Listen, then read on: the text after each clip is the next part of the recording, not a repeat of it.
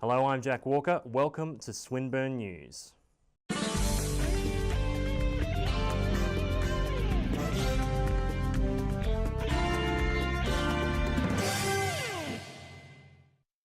Now with tonight's lead story. Students and staff at Swinburne University's Hawthorn campus have stayed resilient following a brief scare caused by homophobic neo-Nazi posters hung up prior to the university's Gay Pride Day. Our reporter Jack Walker with the story. It was a disturbing sight for students arriving at Swinburne University on Monday morning. On the day of Swinburne's third annual Pride Day, organisers and participants were shocked to find that homophobic neo-Nazi posters had been placed all around the university overnight. The posters were immediately removed by students and staff and were replaced by additional Pride posters promoting the day's events. We had our security staff working overnight with members of the Swinburne Student Union, other members of the student body, ripping down posters or putting up Pride posters over the top of those posters that they couldn't remove. So incredibly proud of our community in Swinburne. Local police were notified and additional security was also put in place for the day's activities. While there were initial reactions of concern from Swinburne students and faculty, the responses resulted in the day's festivities to proceed. And despite these disturbances, Pride Day is set to remain an annual fixture in the Swinburne calendar. The Swinburne Queer Department isn't going anywhere.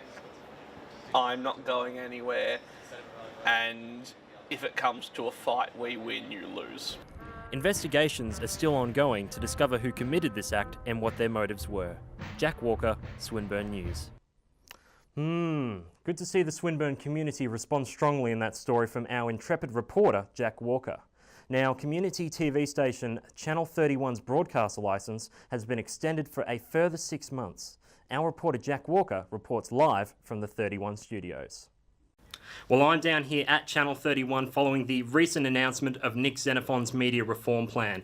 So essentially the plan guarantees that community TV stations will be given a further 6 months on Australian TVs. Of course, this includes Channel 31, who will be given more time to develop their digital strategy as they prepare for an online transition. Now, as you can see behind me with the set tonight is very much business as usual here at Channel 31.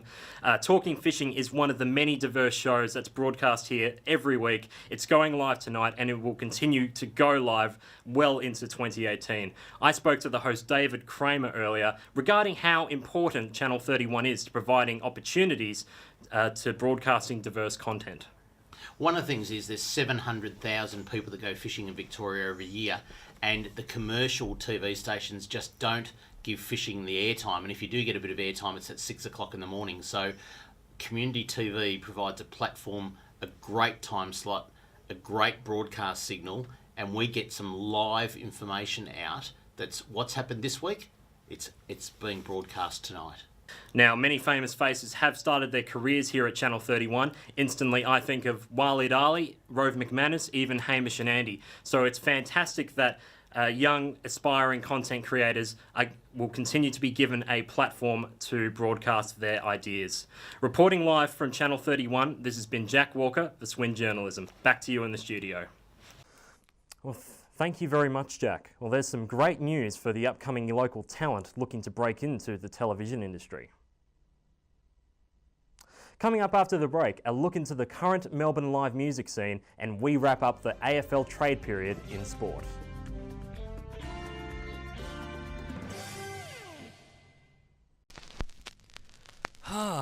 Remember that sound? Well, now you can relive it weekly. Join Campbell Morath and Jack Walker in a new podcast where they unravel albums, track by track. With 25 albums now discussed, get ready to hear the praise. I think this album actually has some of the best examples of songwriting that I have heard in a long time. The criticism. That may very well be the worst song they've ever done. And the latest in music news. Campbell, would you believe that Aerosmith have contributed a song to the new SpongeBob SquarePants Broadway musical? Track by Track with Campbell and Jack. New episodes every Sunday. Now available for download on iTunes. Are you struggling to get a grip on the guitar? Can't seem to tell your majors from minors? Psst, do you just plain suck? Well then, Don't fret. Pick up the phone and string together your first lesson with Jack Walker. Call 0403 486 416 or send an email to jack_walker@outlook.com for all inquiries.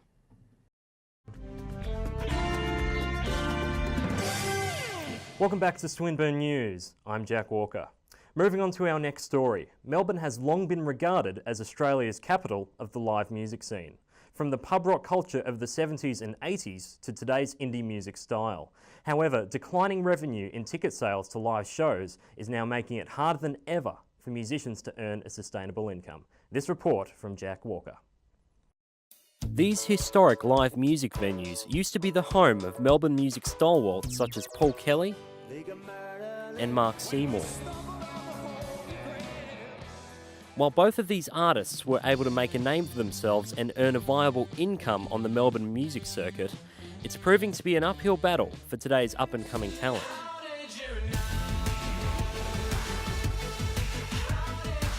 Yeah, money is probably the biggest thing. No one, like, if money wasn't a factor and people were going to shows and buying records and doing everything, we could do what we love. Financially draining, yes it can be. Yeah, because like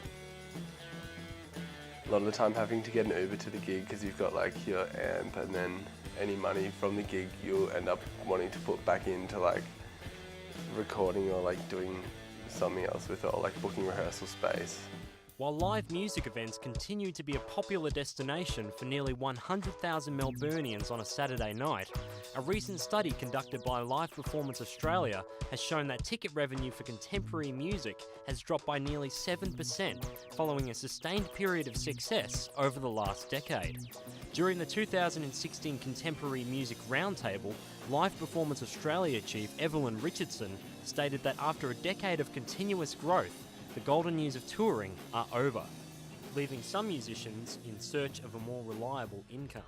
Pretty soon, or not pretty soon, after about 5 or 6 years of that, of just doing whatever you can to get by, you sort of have to make the decision to think of other means.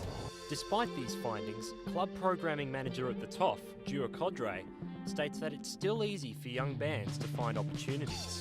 I don't think it's that hard getting a gig. There's a lot of venues, there's a lot of opportunity midweek. You got to graduate to maybe the Friday and Saturday night slots. But in terms of just getting a gig, like a basic gig in the music world or in venues, I think it's quite easy.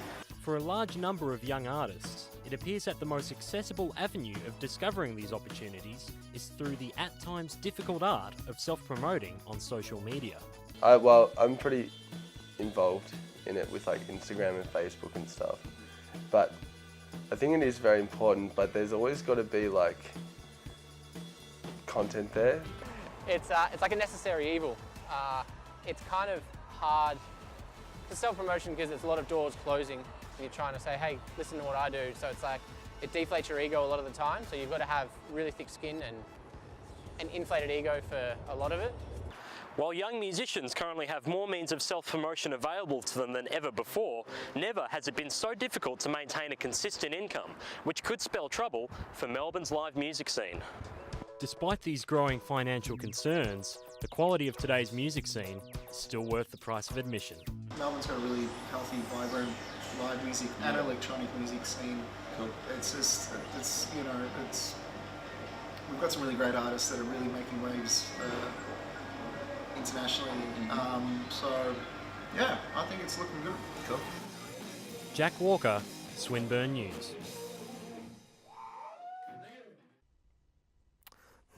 Hope this doesn't spell treble for Melbourne's music scene, as this is one dude who sure likes rocking it out to a good group on a Saturday night.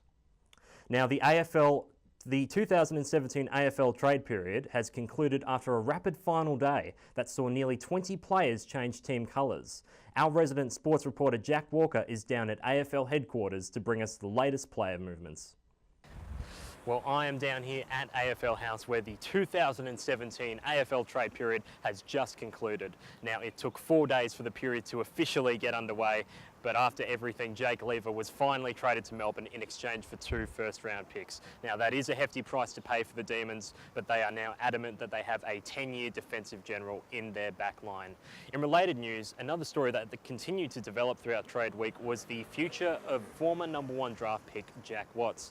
Now, after a lot of speculation, Jack he officially announced a trade to Port Adelaide, which was carried out in exchange for a second-round pick. Sorry, can I have a minute? Now, in other trade news, Fremantle youngster Harley Ballock was also traded to Melbourne. Now, the Demons were only required to give up pick 66 in the exchange, which will see Harley don the red and blue in 2018. Now, in a surprise move from... Sorry? Okay, sorry, that is all the time we have for Back to You in the studio. Looking forward to seeing what's on the cheese board for the Demons next year. Now, before we sign off, we'd like to take a moment to celebrate our reporter Jack Walker and his 3rd anniversary as part of the Swinburne News team. So to take us out, we've been through the archives and we'd like to share with you Jack's first interview as part of the program back in 2014. I'm Jack Walker, and from all of us at Swinburne News, good night, Australia. Thanks, Jack. My name's Amanda Stevens. I'm the Mayor of the City of Port Phillip. Fantastic. Now, what is the role of the City of Port Phillip in the festival? So the City of Port Phillip created and funds the festival. We also receive funding from other places, but we're the major funder and supporter of the festival. We have staff who produce the festival and have done so for, 31 years now? Yeah, that's it. Yeah. Yep. Very good. And now, besides from bags upon bags of popcorn, what else does the festival bring to the city?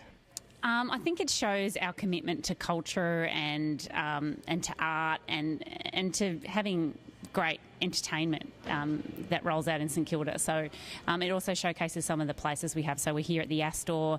The opening night is at the Palais, and the closing night will be at the St Kilda Town Hall, which is another beautiful building. So it's an opportunity for us to get out, have fun, see some great movies, celebrate the creativity of our arts industry and particularly filmmakers, and come together in some beautiful buildings around town. Amanda, thanks for joining us. No problem.